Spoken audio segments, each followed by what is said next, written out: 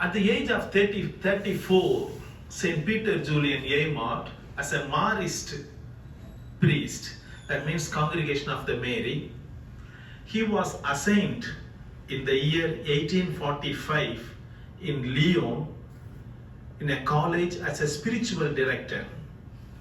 And added to that, he was asked to accompany the Third Order of Mary. And while he was accompanying them as a spiritual director, he came to know that the importance of laity in the church. And while accompanying them, he also got involved with the perpetual adoration groups. And there he got little more involvement and re-energized, renewed his desire, his compassion for the Eucharist, and that led him to have a deeper contemplation on his grace. And when he wanted to found a congregation for men, he also extended to found a congregation for women religious.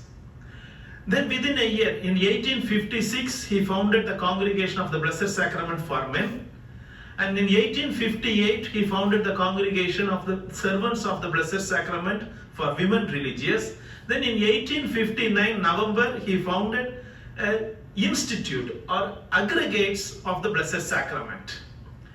The aggregates or associates, the canon law, how does it define? Canon law 303 speaks that associates are the persons who are committing themselves to carry out and to live the mission, the spirituality, the charism of a particular religious order. So Father Aymart founded these aggregates for the laity to participate in the charism of the women as well as men religious group. What is the charism? In general, charism means it is a special gift given to each founder or foundress to give to the people of God. The Jesuits, they received the charism to educate. The Salesians received the charism to accompany the youth. Mother Teresa of Calcutta received the charism to help the poor and needy. And what is the charism that Father St. Peter Julian Aymart received? He received the charism of Eucharist, to promote the Eucharist, to live the Eucharist. That is why if you see rule number 1 of our rule of life and the number 2 of the project of life of you will have the same phrase that is expressed. That is, our ideal is to live the mystery of the Eucharist fully and to make known its meaning. That is the charism. Our charism is yours as well as mine. The charism is to live the Eucharist and to promote the Eucharist. Now the question is, how to live the Eucharist, how to promote the Eucharist. Before that, in the last Sunday, Pope Leo elevated 2 persons into the family of saints. One is Carlos Acutis, and the second person, can anyone say the name of the Italian? Pier Giorgio Frassati. What is the common element in both of them? Youth. Yes. One is 15-year-old, another one was 24 years old. But more than that, what is the common element? Eucharist. No, Carlos Acutis was a very Eucharistic person and promoting the Eucharist also. Frassati was a third order of Dominican order. And he gave himself fully to live among the people, and he embraced the poverty. And while living in that poor condition, he received a disease called polio. And at that time, they did not have vaccine for that, and he died at a very young age. what is most important thing that we have to see in this saintlyhood is both of them are lay persons. They are not priests, they are not nuns, but they are laity. In this context, we have to see the importance of lay associates. In this context, we have to see the importance of aggregates. Today, the church needs you. You are the pillar and the foundation of the church in this third millennium. Because there is a number, the vocation is decreasing, and many people losing their faith. That is debatable for what they are losing, why they are losing. But the fact is, people are becoming, they are going away, not only from the church, but to have the spiritual being or the religiousness is slowly losing away. In this context, the laity have got a greater role to take Christ to the people. And how we can define our role, how we can live the Eucharist, how we can promote the Eucharist in this context. Before I need to live the Eucharist, I must know the Eucharist. What is Eucharist for me today? How do I see the Eucharist?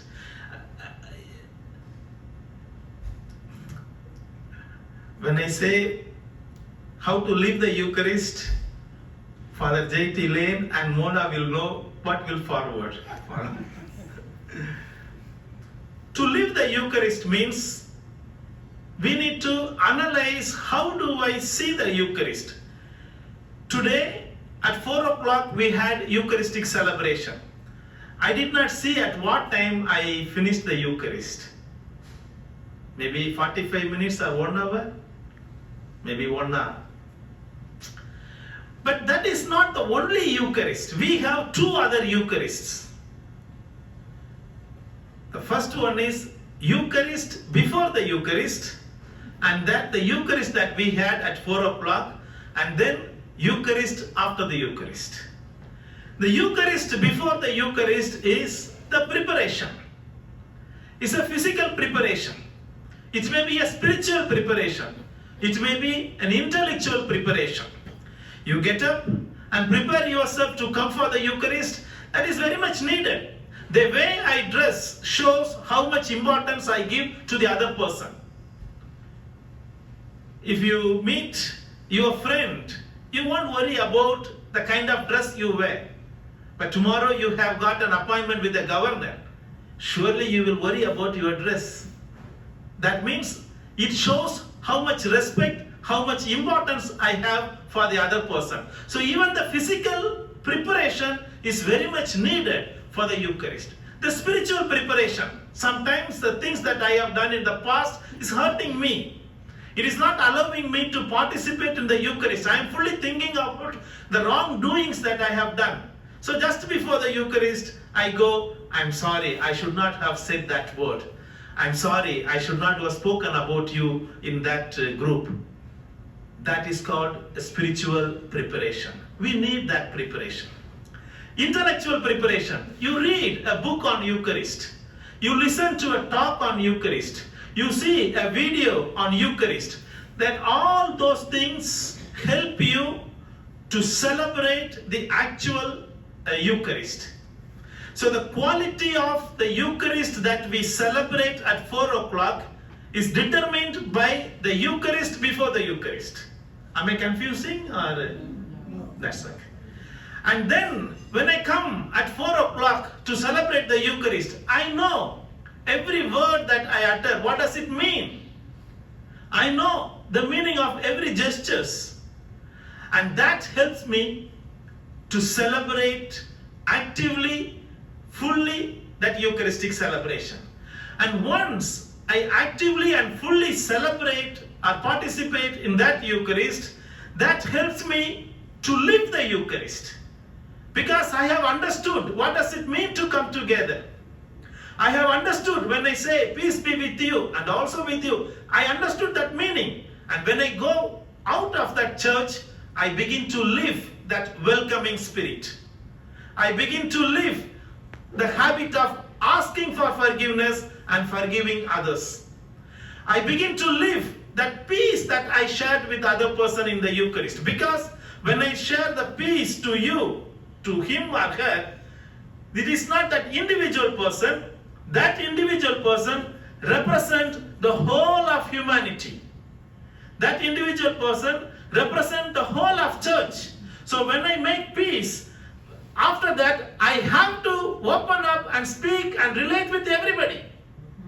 If I keep my own vengeance and I'm not able to speak up, mean that peace that I shared in the Eucharist is not the true peace. So whatever that one, the sharing, the missioning, everything must be celebrated. So the Eucharist, the preparation, Eucharist before the Eucharist, the Eucharist, actual celebration, the Eucharist after the Eucharist, the living of the Eucharist, all these three things are called living the Eucharist. It is very, very important. All the programs that you have today, you have presented today, must lead to that living of the Eucharist. It should not be a once in a while. During the Advent season, we are doing this program. During the Christmas, during the Easter season, we are doing. No, it should be a daily habit. One act of Eucharistic living, if we can live, if we can practice, then this aggregates, the purpose of this aggregates is fulfilled. Because that is our ideal. All the formation that we have must lead to living of the Eucharist. How much? One small act. 2 days back, we celebrated the birthday of Mother Mary. She was telling, my soul magnifies the Lord. Lord means life. Lord means joy. Lord means unity. Lord means forgiveness. That means I must magnify the joy. I must magnify the unity. I must magnify the life. But what do we magnify actually in our life? The pain. Even the small pain, we magnify it. Even the small things that we heard from the third person, not even directly, we magnify that one. He, she said that one. No, that is not the Eucharistic spirit. Mary was the Eucharistic woman. She magnified the Lord, but we magnify the opposite. Even those small things means leading us to live the Eucharist. And this is our call, this is our purpose and goal. And we have to make known to others. Today, when we drive our cars, we listen to FM radios. But when we are at home, when we have many options, we see YouTube, Netflix, or movies, any others. People don't listen, they want to see. So how we can promote the Eucharist? We cannot promote the Eucharist by words. Today you are listening to me because no other way. But more than that, I must live the Eucharist. And today, living the Eucharist is the greatest proclamation. Nobody is ready to listen because everyone has got so many things to share. They don't want to listen. But in fact, if you look at the mirror, you will see 2 ears we have and only one mouth. What does it mean? Speak less, listen more. But we will not do that one. So today we are called to live the Eucharist. By living, we are called to promote the Eucharist. This living aspect also continues through our prayer before the Blessed Sacrament. Adoration is part of the tradition of our congregation. Adoration is an identity of aggregates. And we have to be faithful to that prayer before the Blessed Sacrament. The project of life gives an option. At least once in a week, at least once in a month, pray before the Blessed Sacrament. But I request you, at least 1 hour before the Blessed Sacrament every week, if you could practice. That is the greatest living and proclamation of the Eucharist today. That is very important. Why we have to pray before the Blessed Sacrament? God is everywhere. I can look at the nature and pray. I can sit anywhere and pray. True, God is everywhere. But if God is present fully and the intensity of God's grace is there fully, why we have to waste that one? And that is what we are called. And when we sit before the Blessed Sacrament, we are fulfilling the invitation of the Lord given to the apostles. Can you pray with me? Can you be awake with me to pray at the Garden of Gethsemane? When you sit, you respond to that call, to that invitation. And praying before the Blessed Sacrament means it is interiorizing the grace that we have received during the Eucharist. Heavy rain and the water is flowing down, but it takes few minutes to seep into the earth. The same way, after the Eucharist, we have received so many graces. But when we sit before the Eucharist, which is the prolongation of the Eucharistic celebration, the grace is slowly interiorized, that's all. So prayer before the Blessed Sacrament is very, very important and uncompromised element for us. For us means for you at least once in a week. But our rule of life calls it for minimum 1 hour every day. So that is the call. When I say a call, the number 1 of project of life is for you, telling that you are called to live your holiness. You are called to live your holiness through Christian vocation. Being an aggregate is not equal to being part of Legion of Mary, being part of any other association. We have responded to the call, and you are responding to the call, that is vocation. We respond to the call by making vows, but you are responding to the call by making promise. What is the difference between vows and promise? Vows means very strong, very radical, no excuses, obligatory and lifelong. Promise, after 5 years you can tell, Father George, it's difficult for me. No, Father, I cannot. Is it? Okay. Little, it's not very obligatory. That's why for us, it is called rule of life. For you, it is called, can anyone say? Project of life. It is the proposal of life. And you are answering to that one. That means it is a vocation. And you discern during the formation time. Do I really have this vocation to be an aggregate or not? And second, you are asking yourself, can I live that vocation or not? Oh, it is difficult. And then you go through the formation. But you should not be, until death we should not have a formation. There has to be a mission. And the mission is to live the Eucharist. And the life in the Eucharist, that itself self-explanatory. Life in the Eucharist, it must lead to a mission. Not only a knowledge level, not only knowing of things, but living of what we have learned. Any other questions you have? Because